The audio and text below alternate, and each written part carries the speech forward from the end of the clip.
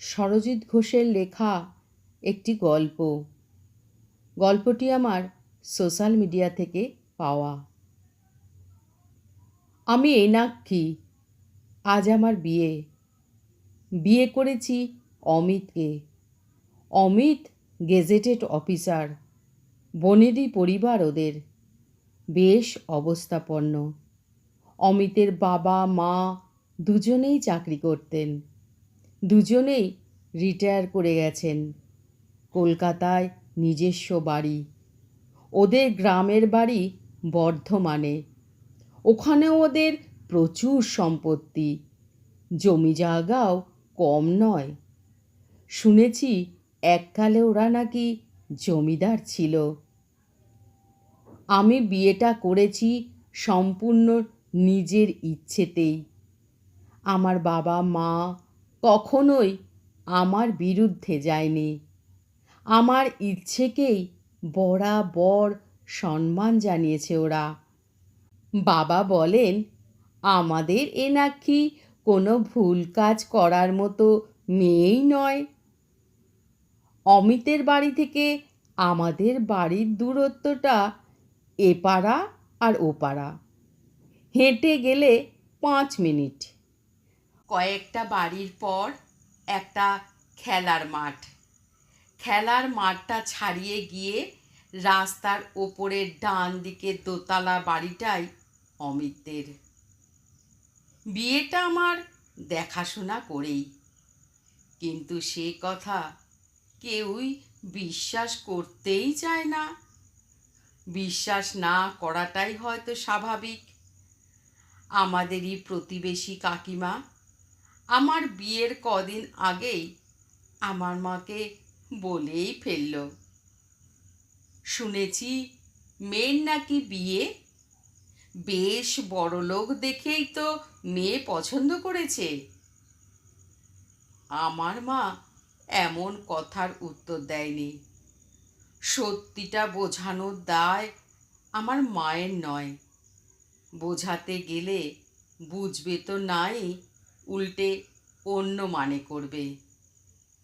আমার খুব কাছেরই একজন বন্ধু দেখলাম, সেও আমাকে বলল,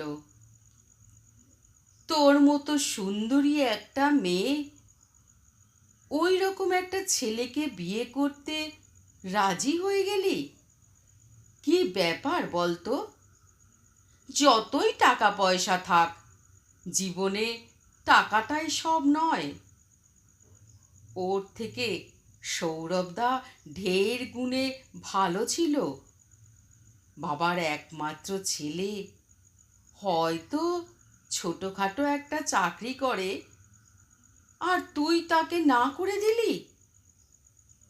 সৌরভ মানে আমাদের কলেজেই পড়তো, আমার থেকে 2 বছরের সিনিয়র। ফার্স্ট ইয়ারে যখন পড়তাম তখন আমাকে প্রপোজ করেছিল। আমি রাজি হইনি। প্রেম করে বিয়ে করব এমন ভাবনা কোনো কালেই ছিল না। জানি না কেন প্রেমের ওপর ভরসা করতে পারতাম না। সব মানুষ তো সমান হয় না। সে যাই হোক, সকালে দধিমঙ্গলের অনুষ্ঠান হয়ে গেছে। বাড়িতে অনেক লোকজন, সানাই বাজছে সকাল থেকে। গায়ে হলুদের তত্ত্বও এসেছে, সবাই তত্ত্ব দেখছে। কিছুক্ষণ পর গায়ে হলুদ পড়বে। মনে মনে ভাবছি, বিয়ের কত রীতি, কত আচার। ও বাড়ি থেকে তত্ত্বে পাঠানো কাঁচা হলুদ রঙের শাড়িটা পরেছি। এত তত্ত্ব দেখে অনেকেই কানাঘুষো করছে, কানেও আসছে কিছু কথা। কে যেন বলল, বড়লোক বাড়ির বউ হয়ে যাবে, তা এসব তো দেবেই। প্রেম না করলে ওর বাবার ক্ষমতা ছিল ওই বাড়িতে মেয়ের বিয়ে দেওয়ার। বাড়ির প্রত্যেকটা মানুষের ইনকাম আছে, সবাই সোনার ডিম পাড়া হাঁস। ভাগ্যিস মেয়েটার রূপ ছিল, ওতেই তো পটিয়েছে। বাড়ির প্রত্যেকটা মানুষকে বশ করেছে। সূচ হয়ে ঢুকে ফাল হয়ে বেরোলো। তা না হলে কোনো বাবা মা জেনে শুনে ওই ছেলের সাথে বিয়ে দেয়? কথাগুলো আমি শুনেও চুপ করে থাকছি। মানুষ অনেক কিছু বলবে। আজকের দিনে এইসব কথা কানে নিয়ে কিছু বলতে গেলেই এমন একটা সিনক্রেট করবে, তার থেকে চুপ থাকাই ভালো। আসলে বিয়েটা আমি নিজেই করেছি, আর আমার বাবা মা জেনে শুনেই অমিতের সাথে বিয়েটা দিচ্ছে। আমি বাবা মায়ের একমাত্র মেয়ে, মধ্যবিত্ত পরিবার। বাবা খুব কম বেতনে একটা প্রাইভেট সংস্থায় কাজ করেন। বাবা মায়ের প্রথম থেকে ইচ্ছে ছিল আমাকে মনের মতো করেই মানুষ করবে। মা বলতো, মেয়েদের বিয়ে দেওয়াটাই বড় কথা নয়, প্রতিষ্ঠিত হতে হবে, নিজের পায়ে দাঁড়াতে হবে। একটা ছেলে যা পারে একটা মেয়েও তো পারে। জীবন কোন পথে এগোবে কে বলতে পারে বলুন তো? সব সময় নিজের মতো সব কিছু করতে চেয়েও করা হয়ে ওঠে না। পরিস্থিতি এমন একটা জায়গায় নিয়ে এসে ফেলে, তখন জীবনের পথটাকেই পাল্টে নিতে হয়। ভেবেছিলাম চাকরি বাকরি করব, পরে বিয়ের কথা ভাবব, কিন্তু তার হলো কোথায়? আমাকে বিয়েটাই আগে করতে হলো। বিয়ের সাজে আমি সেজেছি। মনে মনে ভাবছিলাম, যে বাড়িটা আমার নিজের ছিল সেটা আগামীকাল থেকে হয়ে যাবে বাপের বাড়ি। কি অদ্ভুত নিয়ম! নিজের সব কিছু ছেড়ে অচেনা অজানা জায়গায় নিজেকে অ্যাডজাস্ট করে নিতে হবে। যে মানুষগুলো কেউ কখনোই ছিল না, তাদেরকে নিজের ভাবতে হবে। ভগবান বোধহয় মেয়েদের মধ্যে আপন করার ক্ষমতা দিয়েই পৃথিবীতে পাঠান, তাই কত সহজেই পরকে আপন করে নিতে পারে। তবে আমার ক্ষেত্রে ব্যাপারটা একটু আলাদাই। যে বাড়িটা আমার শ্বশুরবাড়ি হবে, সে বাড়িটা আমার কাছে অচেনা অজানা নয়। বাড়ির মানুষজন সকলেই আমার চেনা। তারপরেও বলবো, অমিতের সাথে বিয়েটা আমার দেখা শোনা করেই। অমিতের বাবা মা যেদিন আমাদের বাড়িতে এসে বিয়ের প্রস্তাবটা রাখলো, আমার বাবা মা দুজনেই বলেছিল, বিয়ের ব্যাপারে আমার মেয়ে নিজে যা ডিসিশন নেবে সেটাই আমরা মেনে নেব। বিয়েটা ওর জীবনের ব্যাপার, তাই ওর মতকেই গুরুত্ব দেব বেশি। মা বলেছিল, ওর ইচ্ছে চাকরি না পেলে বোধহয় বিয়ে করবে না। অমিতের বাবা বলেছিল, চাকরি করবে সে তো ভালো কথা, বিয়ের পর সে তো আমার বাড়ি থেকেই করতে পারবে। আমি আড়াল থেকে সব কথা শুনছিলাম। একটা বড় চ্যালেঞ্জ হয়ে গিয়েছিল আমার কাছে, কোনটা আগে, চাকরি না বিয়েটা? বিয়ের ব্যাপারে অমিতের মা আমার সাথে কথা বলেছিল ওদের বাড়িতেই। যেহেতু ওদের বাড়িতে আমি যেতামই, আমি ওনাকে কাকিমা বলেই ডাকি। ওনার কথাবার্তা এতটাই ভালো, আর এত ভালো ব্যবহার, ওনাকে আমি ভীষণ রেসপেক্ট করি। উনি যখন বললেন, এনাক্ষী, তোমাকে জোর করব না, বিয়ের ব্যাপারটা সম্পূর্ণ নিজের কাছে, তুমি একবার ভেবে দেখো, মন যদি সায় দেয় তাহলে আমাকে বলো, আর যদি সায় না দেয় তাহলে কিছু করার নেই, সেটা আমার দুর্ভাগ্য বলেই মেনে নেব। সব কিছু ভেবে দেখলাম বিয়েটাই আগে। আমি পরে কথা দিই কাকিমাকে আমি বিয়েতে রাজি। যাই হোক, 7-5 কথা ভাবতে ভাবতে সময় যে কিভাবে পেরিয়ে যায় কে জানে। বাড়ি ভর্তি লোকজন, সানাই বাজছে। আমি তখন বিয়ের মণ্ডপে। 7 পাক ঘোরার পর মালা বদল, হস্তবন্ধন, বিয়ের যাবতীয় রীতি পালন করে শেষ পর্বে এলো সিঁদুর দান। সিঁদুরটা পরিয়ে দেওয়ার সঙ্গে সঙ্গেই পুরোহিত মশাই অমিতকে বললেন, লজ্জা বস্ত্রটা দিয়ে মুখটা ঢেকে দাও এবার। আমার পাশেই তখন বসেছিল রুদ্র। রুদ্র আমার দিকে তাকিয়ে বলল, মাসিমণি, তোমাকে সিঁদুর পরিয়ে দিতে আজ খুব সুন্দর লাগছে। রুদ্র মানে আমার দিদি অন্তরার একমাত্র ছেলে। নিজের দিদি না হলেও আমি অন্তরাদিকে নিজের দিদি মনে করতাম। তার কারণ অন্তরাদির আন্তরিক ব্যবহার। আমি রুদ্রকে পড়াতাম, রুদ্র আমাকে মাসিমণি বলেই ডাকে।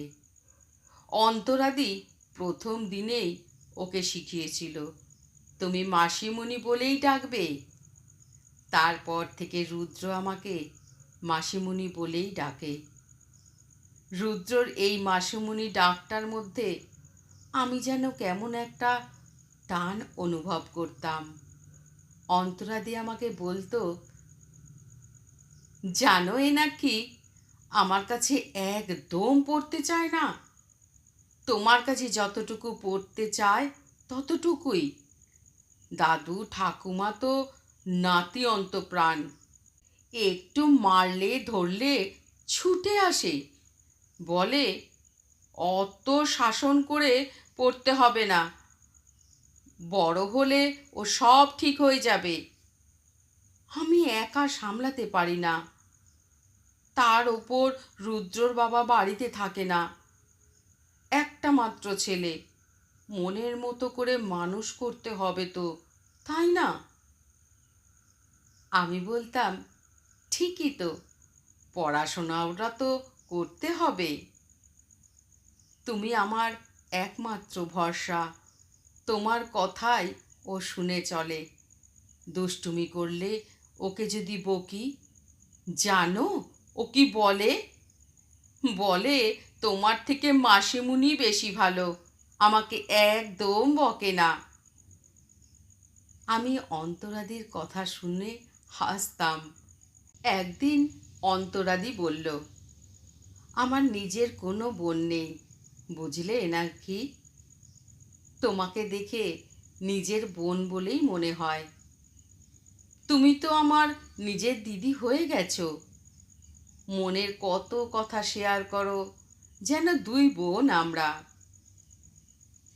রুদ্র যেদিন খেতে চাইতো না, অন্তরাদি খাবারটা নিয়ে আমার কাছে নিয়ে এসে বলতো, এনাক্ষী, আগে একটু খাইয়ে দিও তো, তারপরে পড়াবে। আমার কথা না শুনলেও তোমার কথা ঠিক শোনে। আমার কথা রুদ্র ঠিক শুনতো। আমি কোলে বসিয়ে যেই বলতাম, বাবু, তুমি তাড়াতাড়ি খেয়ে নাও, তোমাকে আজকে পার্কে বেড়াতে নিয়ে যাব, সঙ্গে সঙ্গেই আমার কথা শুনে খেয়ে নিত। বিকেলে পড়ানোর শেষে পার্কে নিয়ে যেতাম এক একদিন। অন্তরাদি আমার ওপর ভরসা করে রুদ্রকে ছেড়ে দিত। আমাকে মাঝে মাঝে বলতো, ছেলেটাকে একটু মানুষ করে দিও, সে তোমার বিয়ে হয়ে গেলেও যত দূরে বিয়ে হোক আমার ছেলেকে পড়াতেই হবে। আমি চাইব তোমার বিয়েটা যেন খুব কাছাকাছি হয়, তুমি তাহলে রুদ্রকে পড়াতে পারবে। রুদ্রর জন্য তোমার মতো মাসিমুনি পাওয়া খুব মুশকিল। অন্তরাদির মনের ইচ্ছাটাই পূরণ হলো। ভগবান অন্তরাদির মনের কথা শুনেছিলেন। আমার বিয়েটা এতটাই কাছাকাছি হলো, অন্তরাদিকে আর কখনোই চিন্তা করতে হবে না। একদম রুদ্রর কাছাকাছি নিয়ে এলো বিয়ে নামক গাঁটছড়া বেঁধে দিয়ে। ভগবান বোধহয় কিছু কিছু মানুষের কথা মন দিয়ে শোনে। একটা প্রবাদ খুব প্রচলিত, মায়ের থেকে মাসির দরদ বেশি। কথাটা বোধহয় মিথ্যে নয়। রুদ্রর উপর আমার দরদ এখন অনেক বেশি, কিন্তু অন্তরাদি মানুষটা বড় বেয়াক্কেলে। তা না হলে এভাবে রুদ্রকে রেখে চলে যায়? কথাগুলো ভাবলেই যেন চোখে জল আসে। 1 বছর আগে বাথরুমে পড়ে গিয়ে মারা গেল।